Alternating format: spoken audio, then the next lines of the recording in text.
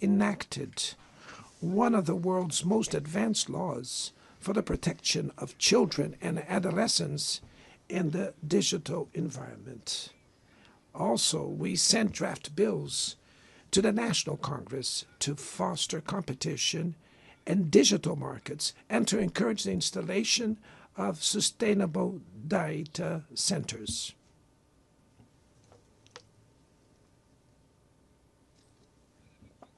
To mitigate the risks of artificial intelligence, we are committed to building multilateral governance in line with the Global Digital Compact that was approved in this plenary last year.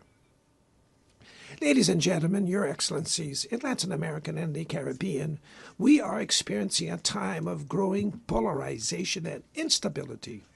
Maintaining the region as a zone of peace is and was our priority. We are a continent free of weapons of mass destruction, without ethnic or religious conflicts. The comparison between crime and terrorism is worrying. The most effective way to combat drug trafficking is to cooperate to suppress money laundering and limit arms trade. Using lethal force in situations that do not constitute armed conflict is tantamount to executing people without trial. Other parts of the planet have already witnessed interventions that cause greater damage than intended, with serious humanitarian consequences. The path to dialogue must not be closed in Venezuela. Haiti has the right to a violence-free future, and it is unacceptable that Cuba be listed as a country that sponsors terrorism. In the conflict in Ukraine,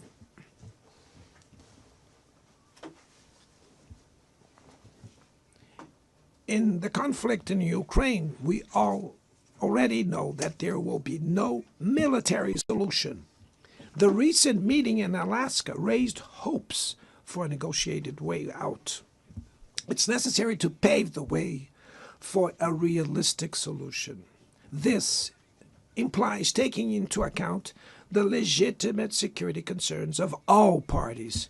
The African Initiative and the Friends for Peace group created by China and Brazil can help promote dialogue and a diplomatic solution. No situation is more emblematic of the disproportionate and illegal use of force than the one occurring in Palestine.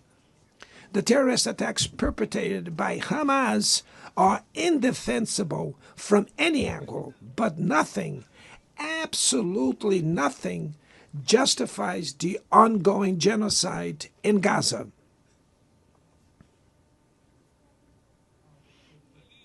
There, under tons of rubble, are buried tens of thousands of innocent women and children. There, we can see that international humanitarian law and the myth of ethical exceptionalism of the West are also being buried there. This massacre would not have happened without the complicity of those who could have prevented it. In Gaza, hunger is used as a weapon of war, and the forced displacement of populations goes on unpunished. I express my admirations to the Jews who, inside and outside Israel, oppose this collective punishment. The Palestinian people are at risk of disappearing. They will only survive with an independent state integrated to the international community. This is the solution defended by more than 150 UN members, reaffirmed yesterday here in this very plenary, but barred by a single veto.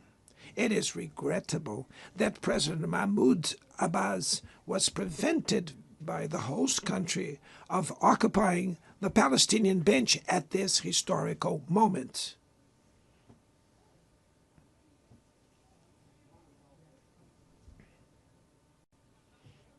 The spread of this conflict to Lebanon, Syria, Iran, Qatar, is fueling an unprecedented arms build-up.